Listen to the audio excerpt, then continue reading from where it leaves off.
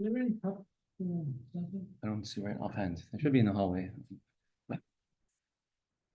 Okay. If you're holding it, if you haven't asked for Gemara, we are holding 30A4. Yeah. Bring the Gemara up on the screen. So there are four Parshas, four special Parshas throughout the course of the year, course of the month of Adar, that we add to remind us of certain things that take place during that time. Four Parshas in order are Shkalim, which we do the Shabbos right before or the Shabbos of Rosh Chodesh Adar, to remind everyone to get your machas shekel, your half coins ready, to remind the money changers, get your small change ready. And everyone needs 2 weeks advance, and you do it always at least 2 weeks before Purim, so the Shabbos of Rosh Chodesh Adar or the Shabbos before Rosh Chodesh Adar, you read Parshas Shkalim. And you also have to pay the money changer something too, no? Right, kolbain, right? To pay the money changer, a money changer's fee. You got to make a living too. The next of the four Parshas is called Parshas Zachar, which is the Shabbos always before Purim. We've had a discussion. Could it be sometimes 2 weeks before Purim? Could it be the Shabbos after Purim? But what the conclusion is that we always do it the Shabbos before Purim, regardless of when Purim comes out. Even when Purim was able to come out on Shabbos, we still did it the Shabbos before Purim. And Zachar means remember. And you weren't here yesterday when we said this, but why is it called Parshas Zachar? The town shikar used to say, because that's the last thing you remember until after Purim. Yeah, Mike was on Zoom yesterday. Right, but they came after we said that part. Exactly, yeah. Third Parsha, a quarter of an hour. third extra portion is called Parshas Parah, cow, the red cow, which tells everyone to purify yourselves, make yourselves holy.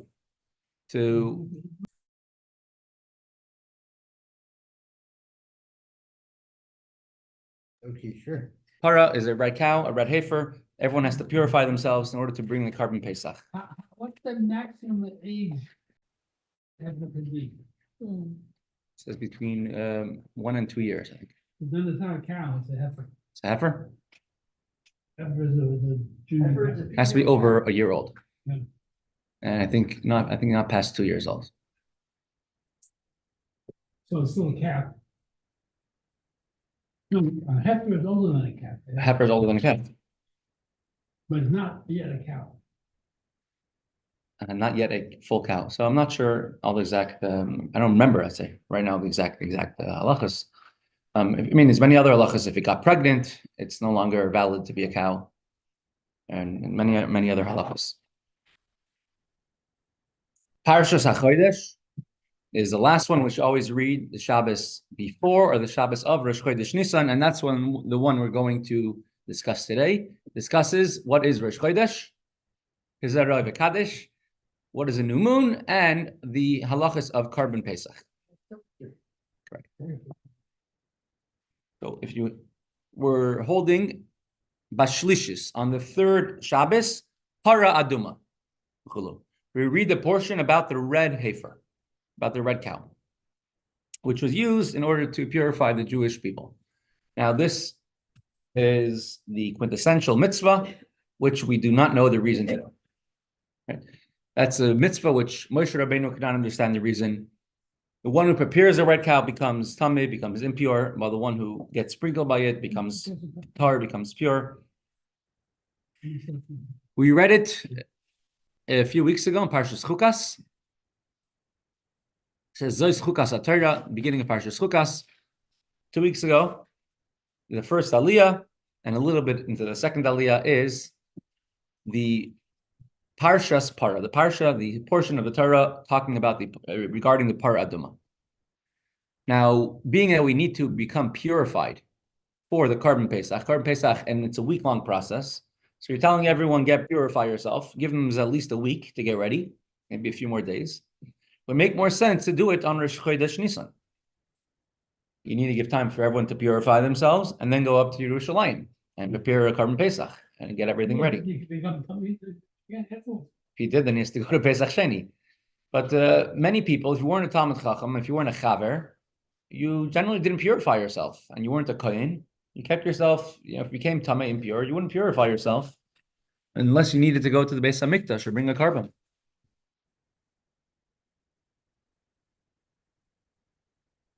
But now that everyone has to go to the Beis HaMikdash for the carbon Pesach, and everyone must eat a carbon, every single person, so then it's a reminder to everyone to purify themselves. But Parshas Hachodesh has to come even closer to Pesach, because Parshas Hachodesh mainly, the main theme of it is the mitzvahs and the halachas of the carbon Pesach. There's one pasuk, one verse about Hachodesh is lachem. This is when you see a moon looks like this. This is a new moon, and from then on, it's only the halachas of carbon Pesach. You have to eat it in a group, and you have to, etc., exactly how you eat it, and to roast it. So the Gemara states, Bashlishis Parah Duma. This is about 10 lines from the bottom of the page, Lamed Aleph 30a. On the third Shabbos, that you add a special extra portion, you read the Parsha of Parah Duma. Tan Rabbanon, Ezehi Shabbos Shlishis. What is the third Shabbos? We're going to have two opinions. What does it mean, the third week? Kollel Shesmucha Lepurim Meachareha. Whatever Shabbos is a Shabbos following Purim. Now, the big screen over here is not, I don't have it on there, but over here on this screen, you can see it. It'll bring example from two different years. Purim over here is on a Friday, and Parshas Hachodesh, Parshas Parah is a Shabbos before Parshas Hachodesh. So the first opinion states, whichever Shabbos occurs immediately after Purim, that's when you read Parshas Parah. So in that particular year, Parshas Parah is going to be the Shabbos after Shushan Purim. Rabbi Chama be Rabbi Chanina Amar b'Shabbos hasmuch l'Rosh Chodesh Nisan. Rabbi Chama, the son of Rabbi Chanina, says that you always read Parshas Parah immediately the Shabbos before Rosh Chodesh Nisan. Now, seemingly, we read Parshas Hachodesh, which we just enumerated that Parshas Hachodesh has the halachas of carbon Pesach and Rosh Chodesh. You read that as the Shabbos before Rosh Chodesh Nisan. So what does how could Rabbi Chama bar Chanina say that you read Parshas Parah, the Shabbos before Rosh Chodesh Nisan? So the Gemara will say he's speaking about only one specific case, V'loi Pligi, and Rabbi Chama bar Chanina, and the first opinion, which is the sages, do not disagree. Ha deikla Rosh Chodesh Nisan b'Shabbos, ha deikla b'emtza Shabbos. This that you, Rabbi Chama bar Chanina said, that you read Parshas Parah, the Shabbos before Rosh Chodesh Nisan, that is, and I went through the calendar, and the next time it will happen on our calendar is in the year 2029. Right, that's what we have over here, March 2029. But Rosh Chodesh Nisan is on Shabbos, it's Parshas Hachodesh. The Shabbos before is Parshas Parah. And the Shabbos before that, Kisisa, is the Shabbos after Purim. Purim was on a Thursday. Shushan Purim is on a Friday, the 15th of Adar. Shabbos is the 16th of Adar, Parshas Kisisa. And there's no special Parsha being read. The next Shabbos is the 23rd of Adar. You read Parshas Parah. The next Shabbos is Aleph Nisan, the 1st of Nisan, and you read Parshas Hachodesh. Usually, in most years, so every year from now and from even several years ago until 2029, Parshas Parah is not the Shabbos before Rosh Chodesh Nisan. Parshas Hachodesh is the one you read on the Shabbos before Rosh Chodesh Nisan. The exception is if Rosh Chodesh Nisan itself comes out on Shabbos, then you read Parshas Hachodesh on Rosh Chodesh Nisan, and the Shabbos before will be Parshas Parah, and you'll have a break in the 4 Parshas, the Shabbos after Purim. And then you have something that is not so common. You have 2 breaks while you're reading the four Parshas. Parshas Shkalim, it will be Chaf Shvat, 25th of Shvat. Parshas Mishpatim, you'll have a break for a week. On the next Shabbos, Truma. 2nd of Adar, you don't read any special Parsha. Parsha Zachar will then be on the 9th of Adar, the Shabbos before Purim, Parshas Tetzaveh. And the Shabbos after that is Parshas Kisisa, where there's no special Torah portion. And then you have 2 weeks in a row, Parshas Parah and Parshas Hachodesh, which is on Vayakel, Pekudei, and Vayikra, 23rd of Adar and the 1st of Nisan. But you have 2 breaks during the reading of the 4 Parshas. So in such a year like you have, in that year, let's say 2029, or other years that come out to be like that, where Shabbos, where Rosh Chodesh Nisan comes out to be on Shabbos. So in such a year, you'll read Parshas Parah, the Shabbos before Rosh Chodesh Nisan. Can you think offhand? Think of somebody who passed away, right? Matzah Shabbos or Chodesh Nisan, year 1920, Bais Nisan. Rebbe Hershel. Right? He passed the Shabbos or Chodesh Nisan, and he passed away Bais Nisan. Right? My father's father's father, my great grandfather, his name was, I carry his namesake, Chaim Shner Zalman Itkin. He passed away on that Shabbos Rosh Chodesh Nisan.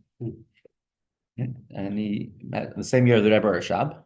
And Matzah Shabbos, he came to his wife in a dream, asking for his kapata. She said, "Why?" He says, "Because I was in Shemayim a short time, and he was buried Matzah Shabbos. Rebbe Hershel passed away a few hours later in Rostov, and he says I was in Shemayim for a short time, and I saw the Neshamas running, and they said."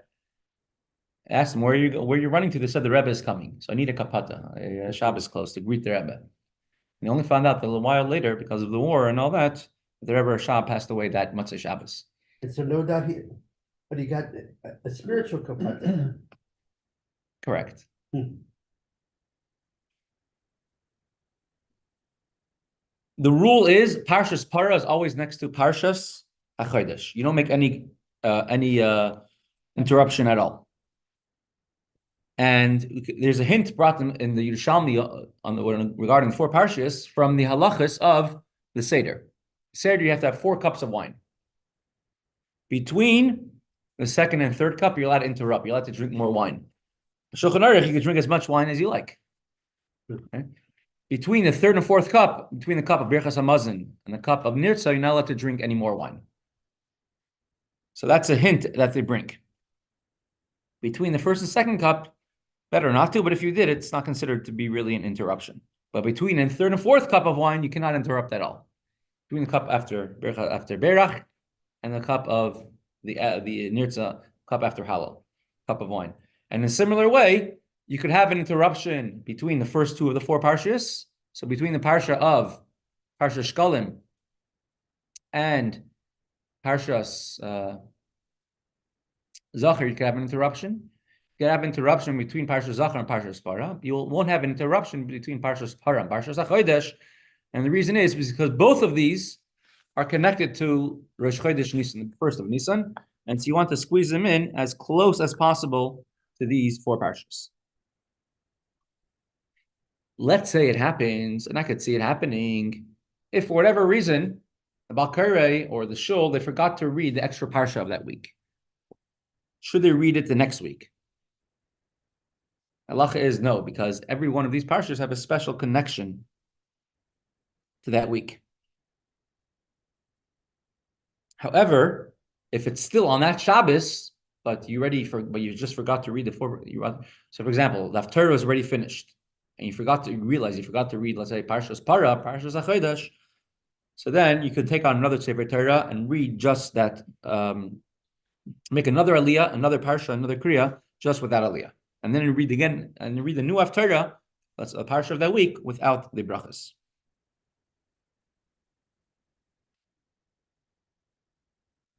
If by mistake, you can have this happen in the shul with many Sefer Torah, and they're very advanced, so maybe they have so many Sefer Torah, some shows like that, and they have more Sefer Torah sometimes, and they have people in the congregation, so they'll have one Sefer Torah set the whole year to Rosh Chodesh, one Sefer Torah set the whole year to Parshas Zachar, one Sefer Torah set the whole year to Parshas Shkalim. And so let's say they took the wrong Sefer Torah out. You definitely cannot change the Sefer Torah. Once you take out a Sefer Torah, you have to, even if it's far away, you have to roll the Sefer Torah to that spot, even if it's far, because it's a pagam. If you take out a Sefer Torah without reading from it, it's a pagam. You're calling attention, a blemish to that Sefer Torah.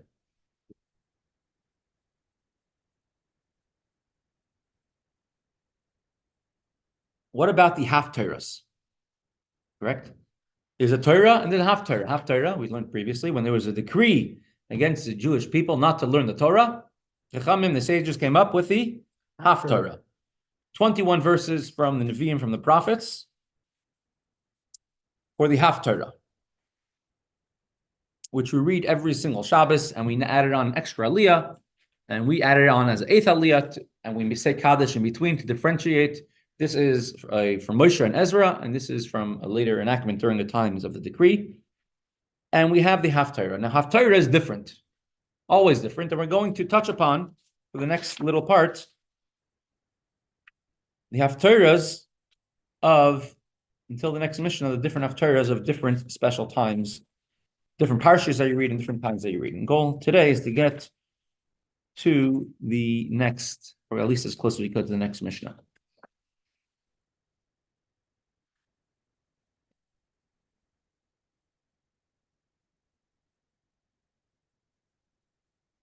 You ever heard of Rav Zev Wolf of Strikov? No. The Talmud of, I think, the Chayz of Lublin. Oh, no, I have, yeah. Strikov, you said, or Strikov. Strikov, yeah, I've heard of him, yeah. Okay, correct. Now, Parshas Parah talks about making yourself tahar, pure from a tumas mes, being impure from if someone got in contact with a person who was not alive, that person, in order to bring in Korban Pesach. Now, it's definitely must be only connected to Parshas, to Rosh Chodesh Nisan. So how come our Mishnah stated, we brought a Bais which explained our Mishnah that the Shabbos, the third Shabbos, is whatever one is coming, following Parshas, following Purim. That's the one when you read Parshas Parah. What's the connection to Purim? It's connected to Pesach, Parshas Parah. It's not connected to Purim. Parshas Zachar is connected to Parah. You ever heard of a Per Adam? Oh, yeah, you say wild. Who? Yeah, Per Adam. Yishmael. Yishmael is called a Per Adam, a wild person. How do you say a female Per Adam? Parah. A Parah Aduma. Oh, yeah, Parah. That's what you say in Hebrew. Yeah. A Parah Aduma. Red heifer. Like there was a Yoris, a Schwarzer Yoris. Yeah. And she was teaching in Bais Rivka. Mm-hmm. And then she didn't come in for a while. She's depressed. So they called her Marashkara. Marashkara. Interesting. Mm. Yes. Rebbe, you know Zalman Jaffe. You've heard of him? You remember him? Zalman Jaffe. He was someone with a very quirky sense of humor. But he always made the Rebbe laugh. And for that reason enough, people, gave him all of his space and all. So he came over to the Rebbe once and he told the Rebbe, "What do you call a female galach, female priest?" The Galecha? A galechta. In Hebrew, galechta means in Yiddish. Galechta. Galechta means a joke. A galechta. You call a female galach a galechta. And the Rebbe said the Rebbe laughed so hard he almost fell off his chair. So the Revolve of Strikov, he says that why does the Bais over here connect Parshas Parah to Purim and not connecting it to the Rosh Chodesh Nisan, to the Parah Aduma? He says because he wants to give you a very special message. Purim accomplishes the same idea of Parah Aduma. The idea of Parah Aduma is tarasan, to purify the Jewish people. And the idea of Purim, from when Esther gathered all the Jewish people, is he gathered them together to purify them. Several places in Tanakh, you have the word vayasvu, vayitaru. He's asvu, he's asvu vayitaru. So gathering together brings people to become tara, to become pure. When everyone gathers together, people generally who usually gather together because we want to become greater, want to elevate ourselves. And even more than that, it comes down to a practical halachic difference. With halacha, there's a rule in halacha that maga am haaretz tamei. Not maga, maga. Maga means a touch. Am haaretz is someone who is not a Torah scholar. Tamei, if he touches anything, he defiles it and makes it impure, and it cannot be used in the Beis Hamikdash because they don't know that they might have become tamei, impure. They don't know the halachas of tuma and tara, purity and impurity, and it's very possible it can always defile something without even knowing. But there's one difference. Beregel says when it comes to Yom Tiv, even Am Haaretz is considered to be Torah, considered to be pure. So, for example, when it comes to Pesach, Shavuos, or Sukkot, anything in Am Haaretz a non-learned person touches in Yerushalayim is all Torah, is all pure, because Hakol Mitarin Atzman Beregel. When everyone gathers together, they purify themselves, and you're pure until after the regel, until after the holiday. Says in the Beis Hamikdash, everything was pure, everything was always, never became tamei. After Yom Tiv, they would toivel everything, they would sprinkle a paraduma and toivel everything in the Beis Hamikdash, every vessel, because of Maga Ma'aretz, the unlearned people who didn't know the halachas of purity and impurity touched it, but not because it touched it during Yom Tiv, but after Yom Tiv. During Yom Tiv, it was considered to be tahar. So since the whole idea of Purim, which is Knois Kollel Yehudim, gather the Jews together, is idea of Tara, purity, and therefore Parshas Parah is idea of Tara is connected to Purim, and that's why the Brisa, which you just brought down, connects Parshas Parah to Purim. What is the fourth Parsha? Fourth Parsha, we had Shkalim, Zachar, Parah, and Hachodesh, the new one, the new moon, and the Lachas of Purim. The fourth Parsha is Hachodesh. Tanur Rabbanan. The fourth week, the fourth special Parsha, you add Hachodesh Zalchem. This month is to you an extra month. Tanur Rabbanan, our sages have learned in a Brisa, taught in a Brisa. Rish Chodesh Adar, Shechaliyas b'Shabbos, if, as in the year 2021, this took place, the first of Adar came out to be on Rish Chodesh Adar, as on Shabbos, and we read Parshas Shkalim on that day. Karirin Kisisa, so you read Parshas Shkalim, which is in the Parsha of Kisisa. Right? So although, let's say in the year 2021, Parshas Shkalim was during the week of Mishpatim, but you read Parshas Shkalim from Parshas Kisisa. Just a reference. It's again a handy little reference over here. Parshas Kisisa is over here, and Parshas Mishpatim is over here.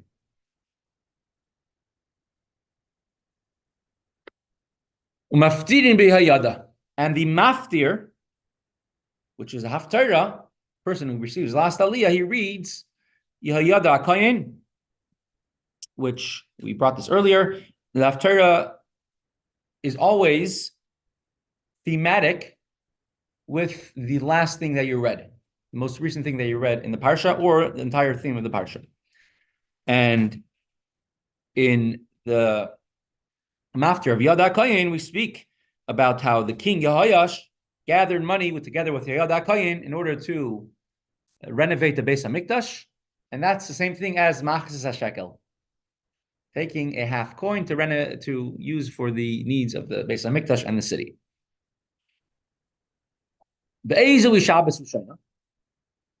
What is the first Shabbos? I mean, what is the first week of the 4 weeks that you read these 4 parshas?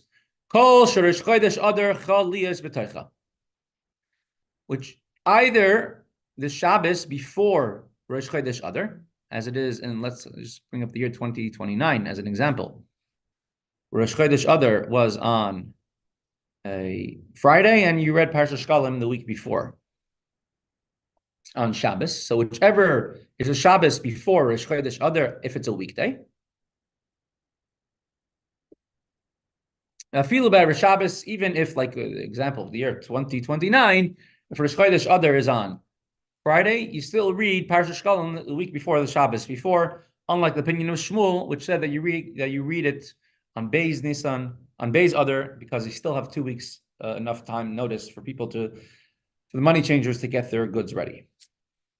Bashnia, the second of the 4 Parshas, and it's the second Shabbos that you read one of the 4 Parshas, you read Zachar, you read Parshas Zachar.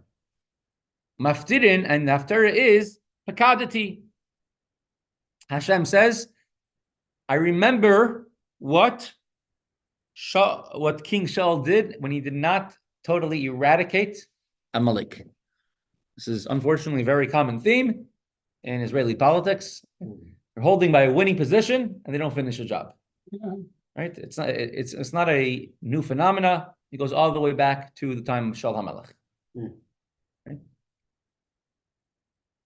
That Shaul HaMelech killed all the men of Agag, and he killed the entire nation of Amalek, besides for the one king, Agag, and he kept him alive for an extra day, and he kept the sheep alive, and Agag managed to replenish during the one night before he was killed by Shmuel. While he was in prison, he managed to restart the nation of Amalek, and also a lot of the sheep they say they were actually, Medrash says that they were actually some of the witchcraft, the sorcerers of Amalek who turned themselves into sheep, and Shaul did not kill them. He wanted to bring them as karbanos. And therefore, it's thematic with Parshas Zachar. Parshas Zachar is a parsha of Amalek. Remember what Amalek did to us, and Shaul, once again, he tried to do the mitzvah of destroying Amalek. He was the first Jewish king, and he did not complete the mitzvah. And that's the Haftarah of Parshas Zachar. Ezu Shabbos, we said the second Shabbos that you read an extra Torah portion of these 4 Torah portions is the second. Which is considered to be the second? So we say it doesn't have to be consecutive to the first one, as in most years. Just bring up this example again, 2029. Where Parshas Shkalim is on the 25th of Shvat, and Parshas Zachar is on the 9th of Adar, 10th of February 10th and February 24th. It's not consecutive, but Parshas Zachar is always a Shabbos before Purim. That year, Purim is on a Thursday. So the second Shabbos doesn't mean the second consecutively, rather means the second Shabbos that you read, and it's always a Shabbos before Purim, Shabbos, even if Purim is on a Friday. Like in the year 2029, even if Purim is on a Friday, still you read Parshas Zachar the Shabbos before. You don't read it the Shabbos after, like the opinion of Rav, not like the opinion of Shmuel. Bashlishis, the third of the 4 Parshas, is Parshas Parah, Parah Aduma, the red cow, the red heifer. Maftirin, and Haftarah is, the whole idea of the red cow is to purify yourself, get yourself ready for the ashes of the red cow. And it's very interesting, some of our arch enemies today, can't say our biggest because unfortunately we have many, but some of our biggest arch enemies, Hamas, and they're so official. They used to be terrorists in hiding. Now they have a spokesman, and now they even have members in Congress. And they actually, one of their people they mentioned, well, what's your impetus, And one of the things is, as I said, it's because they talk about, the red cow. Which red cow? Most people didn't know most people who hear this didn't understand what that meant. But there was a certain movement, I think it started in Texas, where they're trying to, they do it in Eretz Yisrael, but quietly. They're doing it outside of Eretz Yisrael. They're allowed that they found the red heifer, and they want to bring it to Eretz Yisrael, and they saw a lot of evangelicals, and they say it's a harbinger to Mashiach. And every once in a while, you'll see a news story, a new Parah Aduma, a new red heifer was born. See that every year or two. And I say they want to get the red cow in order to kick us off the Al-Aqsa, off Temple Mount. So it's not just something which is old, but even has repercussions today. We'll even take into account, our enemies take into account the Parah Aduma. I think it's about time we take into account the Parah Aduma.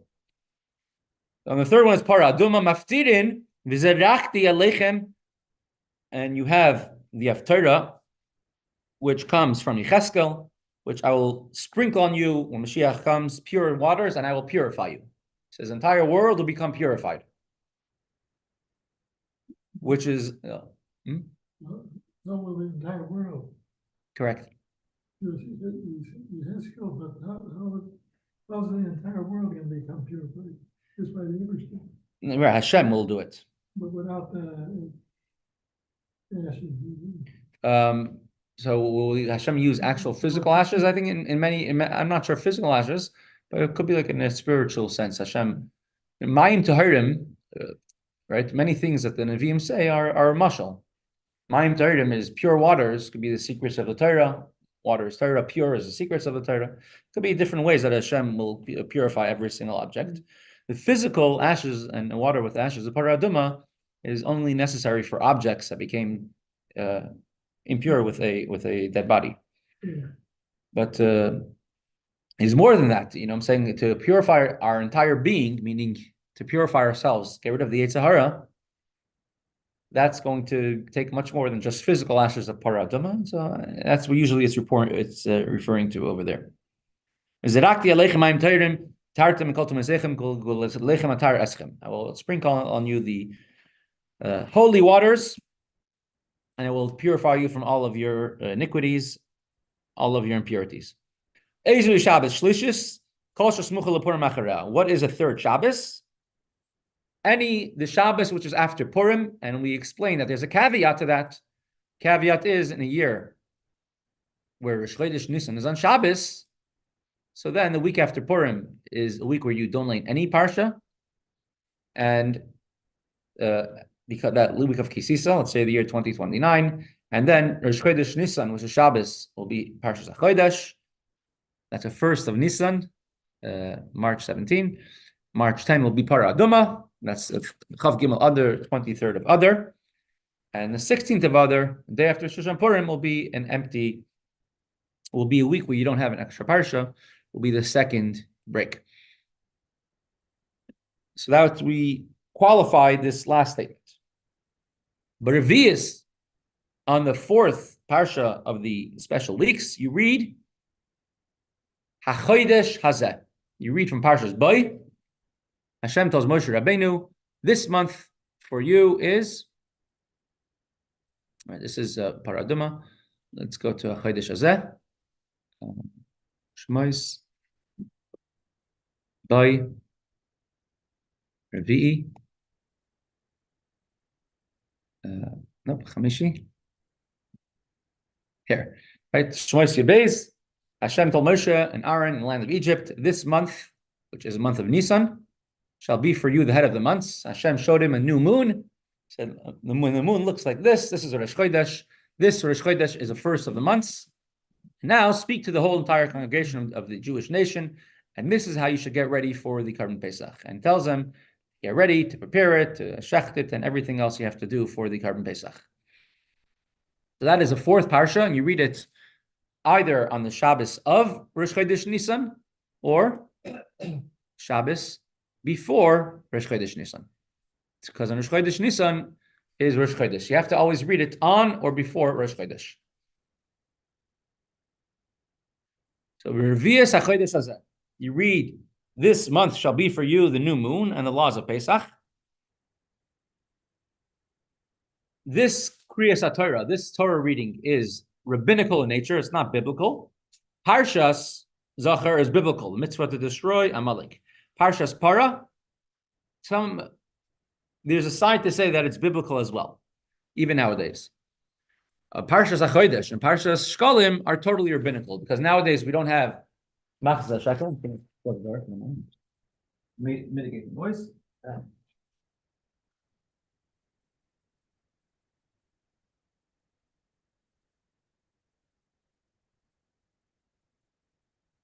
Nowadays we don't have Shkolim, we don't have a Beis HaMikdash. We do half a shekel as a commemoration. This is all rabbinical in nature.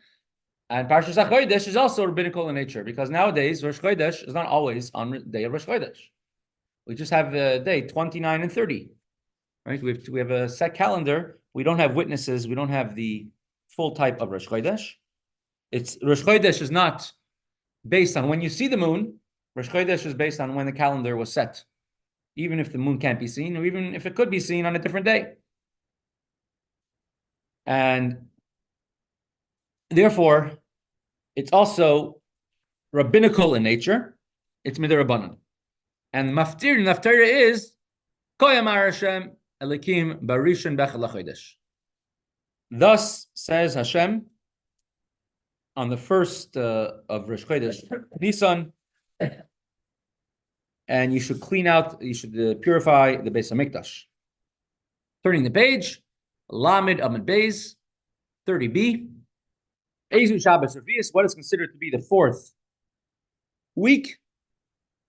Kol Shachodesh Chodesh Nisan Lias B'Teicha Afilu B'Erev Shabbos. Whichever week Rosh Chodesh Nisan is inside occurs even if it occurs on Friday, even on Erev Shabbos. Right, and that's we brought some examples of this. So, for example, in the year 2029, Rosh Chodesh Nisan is going to be on a Shabbos, and you read Parshas Hachodesh on Shabbos itself, and a year like this is 2021, Parshas Hachodesh, you read on 29th of Adar, Rosh Chodesh is the next day. But other years, Rosh Chodesh Nisan can be on Shabbos, whichever week Rosh Chodesh Nisan takes place inside of it. And even if you have before, even Shmuel would agree that Betoicha means the middle of the week. How old are you going to be in 2029? What? How old will you be in 2029? Good question. To check my math. And I'm not sure how old I'll be then. Let me say Hashem, we should all be healthy and happy in 2029. What? 6 years. It's in 5 years from now. And that's 2024, and that's going to be in 2029. Right. Rashi brings an interesting mnemonic over here. Zavdu tat rid. Zatu bo dad biv. But very interesting back and forth. We're not going to get into that right now. So you see a very interesting thing. What are the haftarahs of the first two parshas, Parshas Shkalim and Parshas Zachar? Both of them are galus things. Parshas Shkalim, Yada Akayin, the Jewish people during the time of Achav, and Yehoyash was the son of Achav, Dovi? Yehoyash was the son of Yehoyash.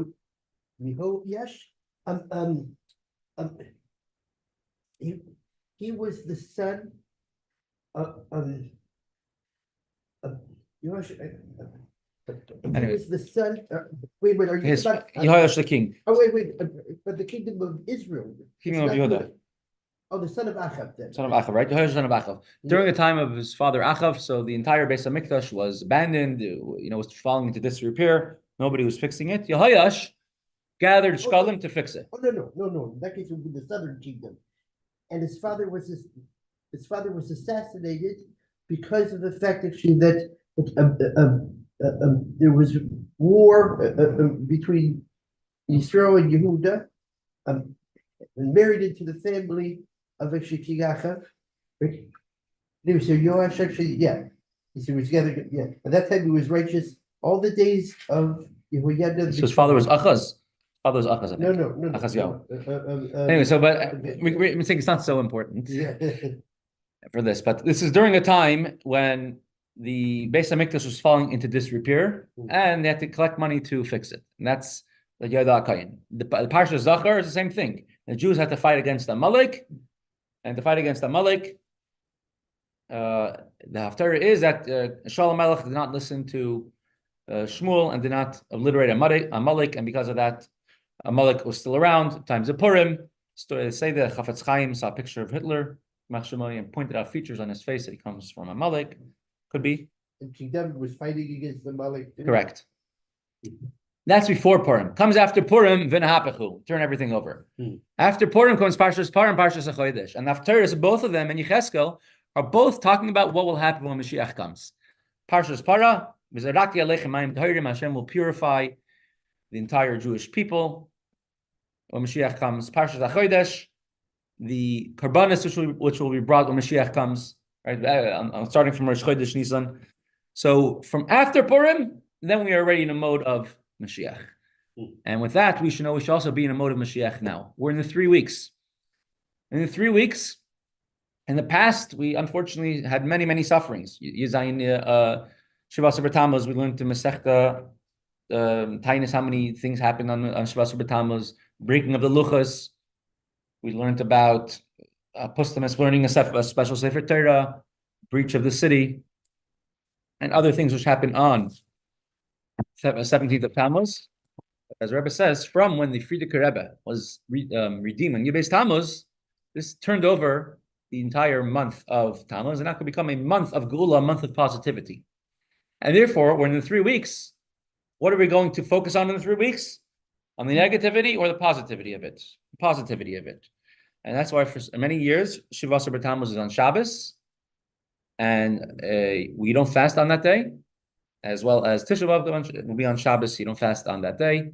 And there's 2 aspects of a fast day. One aspect is that you fast. The other aspect is that it's a Eis Ratzon, a Yom Ratzon, a special day. And you only have that specialty, only that special day. And therefore, we elevate these 3 weeks by building the Beis HaMikdash, which is by learning the Hilchos Beis Habcechirah. So we'll finish today's shir, the last 5 minutes, with a second video, which is in Hilchos Beis Habcechirah. The Shabbos after Shivas B'Tammuz, right? Correct. I'm going to... Yeah, Yad Rebbe B'nai Brak said the same thing. Remember? Yeah. Okay, just make sure that the audio is a little bit better. Same as system. I'll make sure that the audio is okay on this. Share computer sound. All right. Welcome to the second class on the structure and details of the second Beis HaMikdash. In the last class, we learned about the Bais, and in this class, we're going to learn about the Ezras Noshim. So, for starters, it's called the Ezras Noshim because there was an upper level porch which was made for the woman. So that's indicated here. This is an upper level porch, and as you can see, it's on both sides. It's unclear whether it also extended into these sides as well, because we have doors over here and doors over here. Maybe it extended partially, or maybe this. Now, in terms of the entrance, so in front of the entrance there were 12 steps. Each one of the steps was a half an amma high and a half an amma wide. So that means that the Ezras Noshim was 6 ammas higher than the Bais, because there were 12 steps, each one was a half an amma high. Now, moving along in terms of the size of the Ezras Noshim, it was an exact square. It was 135 ammas by 135 ammas, which is about 212 feet by 212 feet, and later we'll show a representation of what that is. And then, as we can see, we have over here these corners. They were l'shachis, they were rooms, and each one was 40 ammas by 40 ammas. They were also square, and that's around 63 feet by 63 feet. And in terms of what these l'shachas were used for, so the first one over here was the lishkas and nazirim in the southeastern corner. It's where the nazirim would cook their carbon shlomim and cut their hair. This one over here in the northeastern corner was the lishkas dira eitzim. It's where the kehanim that were bali mum checked the wood for worms. This one here in the northwestern corner was the lishkas hamitzayroyim, where the mitzayer would tovel and then wait to place his thumbs into the Ezras Yisrael to have blood from his carbon as well as oil placed on his thumbs, thereby becoming tar. And this one over here in the southwestern corner was the lishkas beis shmanya. It's where the wine and oil was stored. Moving along over here, there was 15 steps. So this was in front of the Azara. There were these 15 round steps corresponding to the 15 Shir Hamales. Each one of the steps, like the steps in front of the Ezras Noshim itself, were a half an amma high and a half an amma wide. And this is where the Levim would stand and play their music.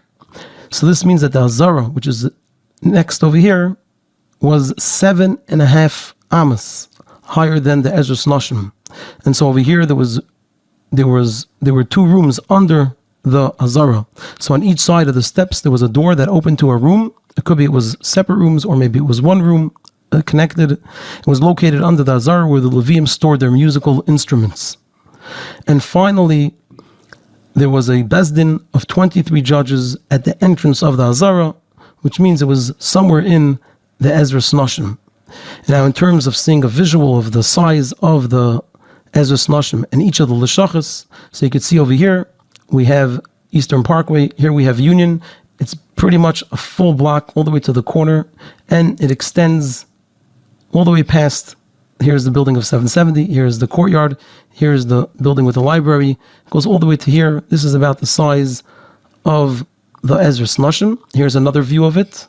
So you can see it extends all the way past the courtyard, and over here as well to Union. It goes all the way to the corner. And then in terms of the size of the Lishachas, so here's another visual in front of 770. You can see it goes from one side, goes somewhat into the courtyard, then it goes all the way here, almost across the service lane. And here's another view of it, where you can see this is around the size of each of the Lishachas, so you can get an idea of the size of the Ezras Nashim as well as the Lishachas.